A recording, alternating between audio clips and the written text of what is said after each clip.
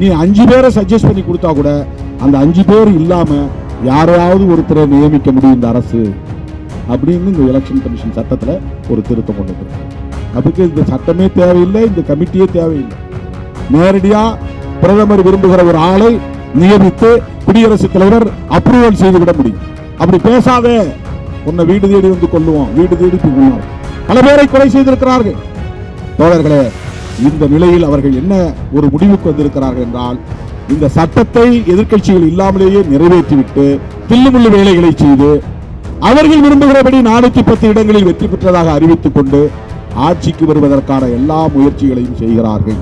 தேர்தலை சந்திப்பதற்கு முன்னதாக இந்தியா கூட்டணி தலைவர்கள் சந்திக்க வேண்டிய சவால் மிக மிக முக்கியத்துவம் வாய்ந்த ஒன்று.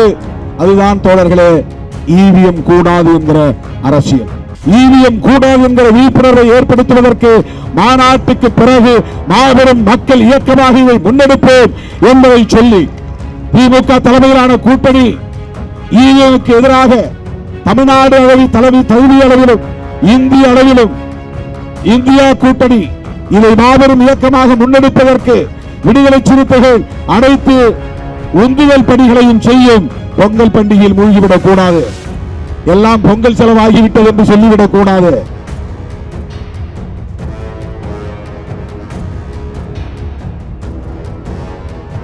எனக்கு நீதிமன்றத்திலையும் கூட, சுப்ரீம் நீதிமன்ற உச்ச நீதிமன்றத்தில் கூட திடீர்னு நல்ல தீர்ப்புலாம் வருது இல்லை நமக்கு.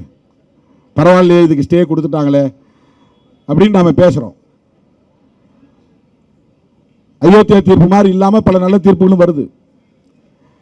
அப்படி நல்ல நீதிபதிகள் அல்லது அமைச்சர்கள், யாராவது ஒருத்தர் கேபினெட் அமைச்சர் இருந்து பிரைம் மினிஸ்டர் விருப்பத்துக்கு மாறா எதிர்கட்சி தலைவரோட கூட்டு சேர்ந்துடுறாருன்னு வச்சுங்க, அவன் விரும்புகிற சீஃப் எலெக்ஷன் கமிஷனர் போட முடியாது. அதனால அடுத்தவன் என்ன பண்றான், நீ 5 பேரை சஜஸ்ட் பண்ணி கொடுத்தா கூட அந்த 5 பேர் இல்லாம யாரையாவது ஒருத்தரை நியமிக்க முடியும் இந்த அரசு அப்படின்னு இந்த எலெக்ஷன் கமிஷன் சட்டத்துல ஒரு திருத்தம் கொண்டு வந்திருக்காங்க. அதுக்கு இந்த சட்டமே தேவையில்லை, இந்த கமிட்டியே தேவையில்லை. நேரடியா பிரதமர் விரும்புகிற ஒரு ஆளை நியமித்து குடியரசுத் தலைவர் அப்ரூவல் செய்துவிட முடியும். அப்படி செய்யலாம். அப்படி செஞ்சா நிறைய ஜனநாயக சக்தியெல்லாம் எதிர்ப்பு தெரிவிப்பாங்க.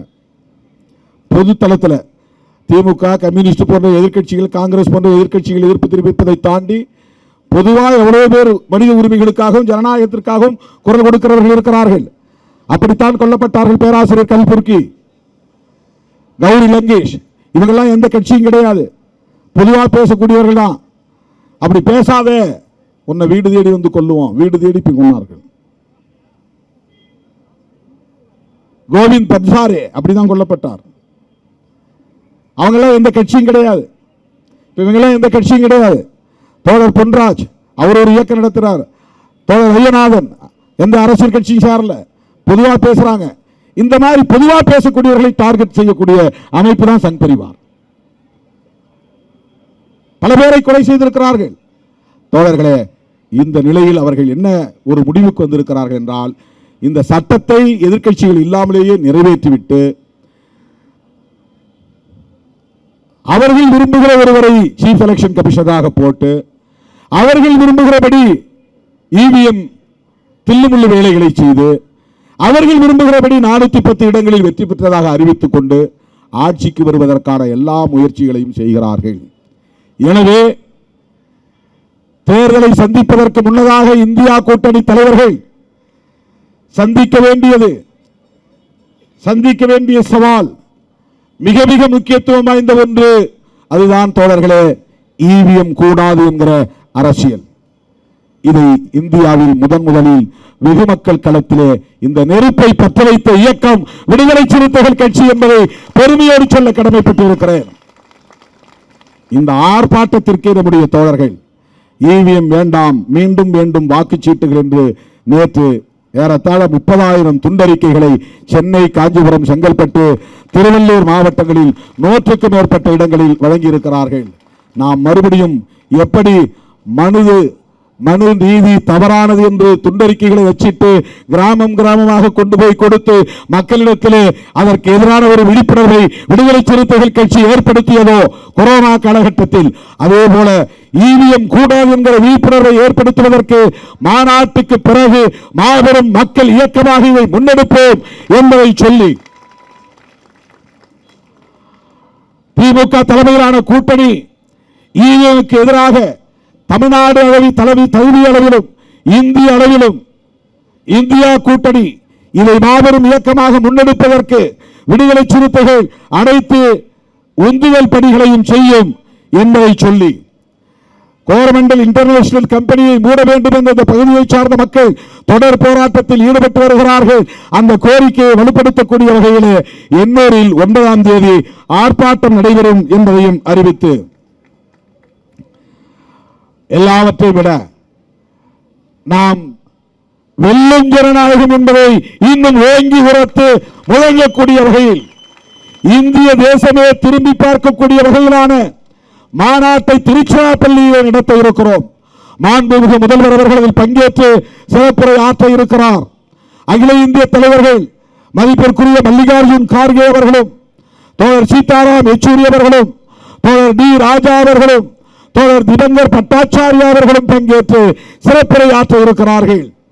அதற்கான மாநாட்டு பணிகளையும் விரைந்து நீங்கள் தீவிரப்படுத்த வேண்டும். பொங்கல் பண்டிகையில் மூழ்கிவிடக் கூடாது. எல்லாம் பொங்கல் செலவாகிவிட்டது என்று சொல்லிவிடக் கூடாது. மாநாட்டுக்கான பணிகளில் நீங்கள் ஆர்வம் காட்ட வேண்டும். இது நாட்டை காப்பதற்கான அறப்போர், நாட்டு மக்களை காப்பதற்கான அறப்போர். இது வெறும் மாநாடு அல்ல, ஜனநாயகத்தை பாதுகாப்பதற்கான அறப்போர். வெறும் மாநாடு அல்ல. எல்லாவற்றை விட நம்மை எல்லாம் மனிதர்களாய் தலைமுறை வைத்த மகத்தான தலைவர் புரட்சியாளர் அம்பேத்கர் அவர்கள் வகுத்தளித்திருக்கிற அரசமைப்பு சட்டத்தை பாதுகாப்பதற்கான அறப்போர். ஒரு நல் வாய்ப்பாக மாண்புமிகு முதல்வர் அவர்கள் இந்த அரசமைப்பு சட்டத்தை நடைமுறைப்படுத்திய நாளான ஜனவரி 26 நமக்கு தேதி தந்திருக்கிறார். ஜனவரி 26 இந்தியன் கான்ஸ்டிடியூஷன் நடைமுறைக்கு வந்த நாள் 1950. அதே நாளில் 2023 ஜனவரி 26 திருச்சிராப்பள்ளி சிறுகனூரிலே நாம் கூட இருக்கிறோம். ஒட்டுமொத்த இந்திய தேசமே திரும்பி பார்க்க வேண்டும். அதற்கு இப்போது நீங்கள் தயாராக வேண்டும். இதுபோன்ற செய்திகளை மேலும் தெரிந்து கொள்ள எங்களது யூடியூப், Facebook மற்றும் Twitter ஆப்களை சப்ஸ்கிரைப் செய்யவும்.